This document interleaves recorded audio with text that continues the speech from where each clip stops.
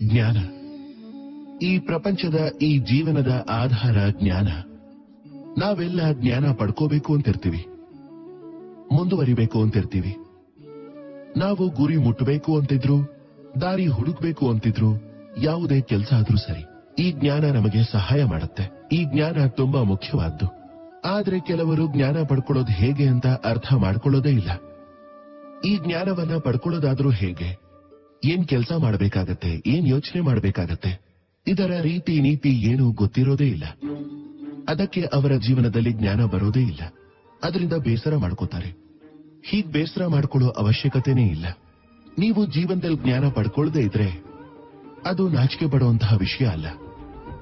ನಾಚಿಕೆ ಪಡುವಂತಹ ವಿಷಯ ಏನು ಅಂದ್ರೆ, ಜ್ಞಾನ ಪಡೆಯೋದಕ್ಕೆ ನೀವು ತಯಾರಾಗೇ ಇಲ್ಲ ಅಂತ. ನೀವದಕ್ಕೆ ಸಿದ್ಧವಾಗೇ ಇಲ್ಲ, ಅದಕ್ಕೋಸ್ಕರ ಪ್ರಯತ್ನನೇ ಮಾಡ್ತಿಲ್ಲ.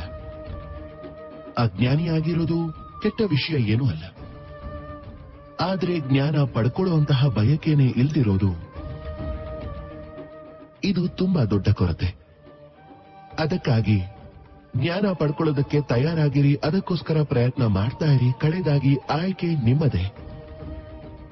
ನೀವು ಅಜ್ಞಾನಿಯಿಂದ ಜ್ಞಾನಿ ಆಗ್ಬೇಕು ಅಥವಾ ಜ್ಞಾನಿಯಿಂದ ಅಜ್ಞಾನಿ ಆಗಬೇಕು ಅಂತ. ಈ ಪ್ರಪಂಚದಲ್ಲಿ ಲಾಯಕಲ್ಲ ಅನ್ನುವಂಥದ್ದು ಏನೂ ಇರೋದಿಲ್ಲ. ಒಂದೇ ಒಂದು ಅಕ್ಷರನೂ ಇಲ್ಲ. ಯಾವುದೋ ಮಂತ್ರದ ಭಾಗ ಆಗದೆ ಇರುವಂಥದ್ದು, ಒಂದೇ ಒಂದು ಗಿಡಮೂಲಿಕೆನೂ ಇಲ್ಲ ಔಷಧಿ ಅಲ್ಲದೆ ಇರುವಂಥದ್ದು, ಯಾವುದೇ ಒಂದು ವಿಷಾನೂ ಇಲ್ಲ ಅಗತ್ಯ ಬಂದಾಗ ಅಮೃತ ಆಗದೆ ಇರುವಂಥದ್ದು. ಇದೇ ರೀತಿ ನೋಡಿದ್ರೆ ಯಾವ ವ್ಯಕ್ತಿಯೂ ಅಯೋಗ್ಯ ಆಗಿರೋದಿಲ್ಲ. ಅವನನ್ನ ಅಯೋಗ್ಯನನ್ನಾಗಿ ಮಾಡೋದೇ ಅವನ ಯೋಚನೆ. ಅದಕ್ಕೆ ನಿಮ್ಮನ್ನು ನೀವು ತಿಳ್ಕೊಳ್ಳಿ, ಆಗ ನಿಮಗೆ ಗೊತ್ತಾಗತ್ತೆ ನೀವೇನು ಅಂತ. ಪದ. ಈ ಪದ ಅಂದ್ರೆ ಏನು? ಕೇವಲ ಶಬ್ದಗಳ ಒಂದು ಗುಂಪ ಅಥವಾ ನಮ್ಮ ಧ್ವನಿನ? ಪದ ಎಂಥ ಶಕ್ತಿ ಅಂದ್ರೆ ಯಾರನ್ನ ಬೇಕಾದ್ರೂ ವಶ ಮಾಡಿಕೊಡುತ್ತೆ. ಪದ ಎಂಥ ಅಸ್ತ್ರ ಅಂದ್ರೆ ಅದು ಯಾರನ್ನ ಬೇಕಾದ್ರೂ ಸೀಳ್ಬಿಡುತ್ತೆ. ಈ ಪದ ಅನ್ನೋದು ಒಂದು ನಾದದ ಹಾಗೆ, ಮಲಗಿರೋ ವ್ಯಕ್ತಿಯನ್ನ ಎಬ್ಬಿಸಿ ಅವನ ಗುರಿಯ ಕಡೆಗೆ ಮುಂದುವರಿಯೋ ಹಾಗೆ ಮಾಡುತ್ತೆ. ಪದದಲ್ಲಿ ಎಷ್ಟು ಶಕ್ತಿ ಇದೆ ಅಂದ್ರೆ ಯಾರ ಮನಸ್ಸಿಗೆ ಬೇಕಾದ್ರೂ ಎಂಥ ನೋವು ಕೊಡುತ್ತೆ ಅಂದ್ರೆ ಜೀವನದಲ್ಲಿ ಅವರು ಮುಂದುವರಿಯೋಕೆ ಆಗ್ಬಾರ್ದು. ಹಾಗಾಗಿ ಈ ಪದಗಳ ಉಪಯೋಗವನ್ನ ಯೋಚನೆ ಮಾಡಿ ಮಾಡಿ. ಈ ಪದದ ಹಾಗೆ ಮೌನನೂ ಕೂಡ. ಎಷ್ಟೋ ಸಲ ಈ ಮೌನ ನಮಗೆ ಸಹಾಯ ಮಾಡುತ್ತೆ. ಎಷ್ಟೋ ಸಲ ಇದು ನಮ್ಮ ಪಶ್ಚಾತ್ತಾಪವನ್ನ ಇನ್ನೂ ಹೆಚ್ಚು ಮಾಡಿಬಿಡುತ್ತೆ.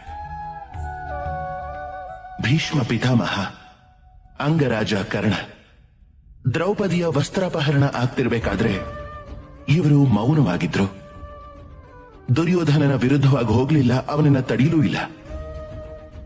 ಅದಾದ್ಮೇಲೆ ಏನಾಯ್ತು ಅನ್ನೋದು ನಿಮ್ಗೆಲ್ರಿಗೂ ಗೊತ್ತೇ ಇದೆ. ಈ ಮೌನ ಅನ್ನೋದು ಕೇವಲ ಮೌನ ಅಷ್ಟೇ. ಆದ್ರೆ ದುಷ್ಟರ ಎದುರಿಗೆ ಮೌನವಾಗಿದ್ರೆ, ಅವರನ್ನ ವಿರೋಧಿಸಲೇ ಇಲ್ಲ ಅಂದ್ರೆ ಆಗ ಇದೇ ಮೌನ ತುಂಬಾ ದೊಡ್ಡ ಪಾಪ ಆಗೋಗತ್ತೆ. ನೆನಪಿಟ್ಕೊಂಡಿರಿ.